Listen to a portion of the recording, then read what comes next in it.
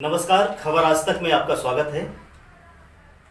हमारे बीच में आज छतरपुर एक्सीलेंस के प्रिंसिपल सुशील उपाध्याय जी हमारे स्टूडियो में मौजूद हैं। सुशील उपाध्याय जी, आपका खबर आज तक में बहुत बहुत स्वागत है। धन्यवाद सर। सुशील उपाध्याय जी, आपने छतरपुर के उत्कृष्ट विद्यालय के प्राचार्य का पद कब संभाला?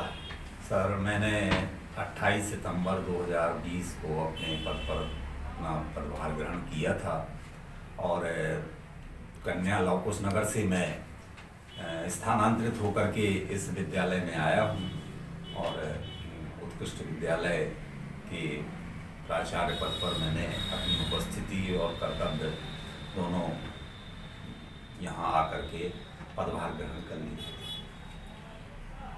उत्कृष्ट विद्यालय में व्याप्त कौन कौन सी खामियां दूर करने का आप प्रयास कर रहे हैं? उत्कृष्ट विद्यालय के हमारे जो सम्माननीय अध्यक्ष माननीय कलेक्टर महोदय के द्वारा मुझे निर्देश दिए गए थे क्वालिटी एजुकेशन के लिए, तो शिक्षा के स्तर को सुधारने का सबसे पहला मेरा संकल्प है कि जो भी शिक्षा का स्तर मैं अपने स्तर से और ये माननीय कलेक्टर महोदय के निर्देश पर जो भी बढ़ा सकता हूँ, शिक्षा के स्तर को बढ़ाने में पूरा प्रयास करूँगा।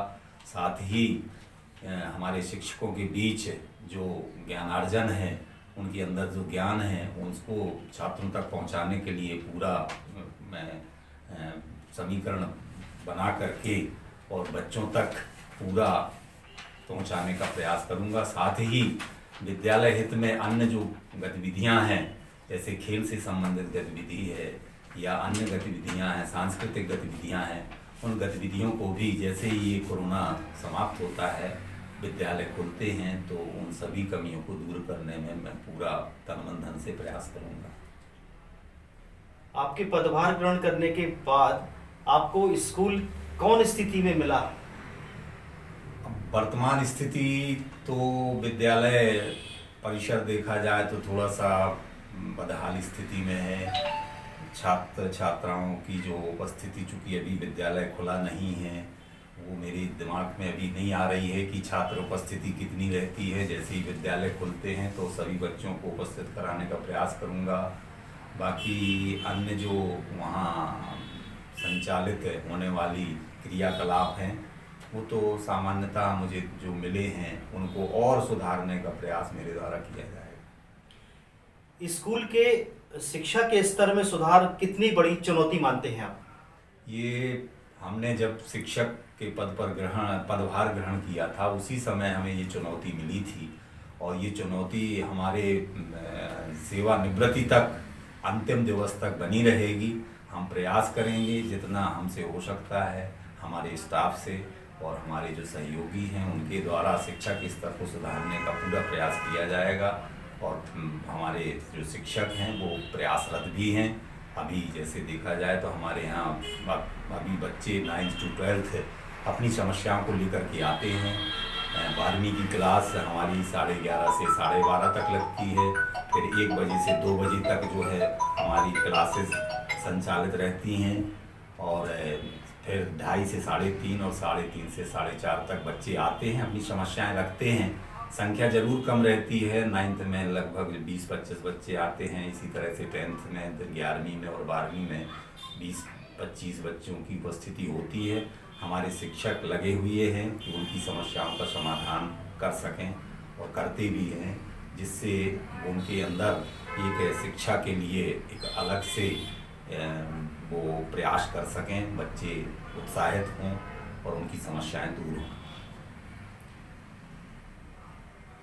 आपके स्कूल में काफ़ी लंबे समय से ये चलन है कि कुछ आपके व्याख्याता हैं जो स्कूल में छात्रों पर दबाव बनाते हैं ट्यूशन के लिए। अगर कोई छात्र ट्यूशन नहीं पढ़ता है, उनके संस्था में या उनके घरों में नहीं जाते हैं, तो प्रैक्टिकल में कम नंबर देने पर का दबाव डालते हैं और कम नंबर देते भी हैं। इस कारण से उनको जबरन स्कूल में उनके गार्जियन को भेजना पड़ता है ट्यूशन पढ़ने के लिए। मैं पिछले 2002 से 2008 तक उत्कृष्ट विद्यालय में जीव विज्ञान का व्याख्याता के रूप में मैंने कार्य किया है। उस समय भी ऐसी कोई स्थिति मेरे सामने नहीं आई। श्री S.K. मिश्रा जी प्राचार्य थे और मैं वहाँ व्याख्याता पद पर था, लेकिन हम लोगों के बीच में ऐसा कुछ नहीं हुआ। और यदि ऐसा कोई करता है, अनैतिक रूप से कोई काम ऐसा करता है, तो निश्चित रूप से उनके ऊपर मैं कार्रवाई करूंगा और माननीय कलेक्टर महोदय के संज्ञान में ला करके, और मैं अपने स्तर से जो भी कर सकता हूँ वो निश्चित रूप से करूँगा। जिस स्कूल में आप पढ़ते रहे, आज आप उसी स्कूल के प्रिंसिपल हैं। शिक्षा के स्तर का कितना अंतर पाया आपने? देखिए, ये मेरा सौभाग्य है। मैंने वहाँ से 79 में हायर सेकेंडरी परीक्षा उत्तीर्ण की थी। उस समय जो हमारे गुरु थे, उन गुरुओं का जो सम्मान था, उनके अंदर जो चारित्रिक गुण पैदा करने की जो शक्ति थी, वो आज तो नहीं है, लेकिन फिर भी मैं इसके बावजूद भी हमारे जो शिक्षक हैं उनसे पूरा प्रयास करूँगा कि उस शिक्षा के स्तर को बढ़ाने में वो अपना पूरा सहयोग करें। शिक्षा के स्तर में निश्चित रूप से गिरावट तो आई है, लेकिन मेरा प्रयास रहेगा। मैं इसीलिए इस विद्यालय में प्राचार्य पद पर आया हूँ कि अपना जो कर्ज है उस कर्ज को मैं पूरा कर सकूँ अपने शिक्षकों के साथ मिल कर के, और इस विद्यालय के स्तर को ऊंचा बढ़ाने में अपना पूरा तन मन धन समर्पित कर सकूं। ये मेरा पूरा उद्देश्य है। कौन कौन सी वजह आप मानते हैं जो शिक्षा के स्तर में आज गिरावट हुई है? वो क्या वजह है? ये पूरा दोष हम शिक्षकों पर तो नहीं दे सकते हैं, इस पर अभिभावक समाज भी दोषी है। और जब तक हमारे समाज और हमारे शिक्षकों के बीच सामंजस्य नहीं होगा, तब तक हमारी शिक्षा के स्तर में सुधार वो पूर्णतः 100% तो होना संभव नहीं है। हमारे गार्जियंस को भी, हमारे अभिभावकों को भी ये ध्यान देना चाहिए कि बच्चा विद्यालय से आकर के अपनी पढ़ाई स्वाध्ययन करे, और अध्ययन करने के बाद उनसे समय समय पर ये भी पूछते रहें कि आखिर तुम्हारे विद्यालय में किस स्तर पर आपकी अध्ययन का कार्य चल रहा है, आप किस स्तर पर हैं। यदि हमारे अभिभावक इस तरफ ध्यान देंगे तो निश्चित रूप से हमारे बच्चों का भविष्य बहुत ही उज्जवल होगा। और मैं पुनः आपको धन्यवाद देता हूं कि आपने मुझे इस लायक समझा कि आपने मेरा ये इंटरव्यू लिया। इसके लिए पुनः धन्यवाद। उपाध्याय जी, आपको बहुत बहुत धन्यवाद। एक बार पुनः बधाई कि एक्सीलेंस स्कूल बहुत ऊंचाइयों पर जाए, छात्र प्रदेश में नाम करें।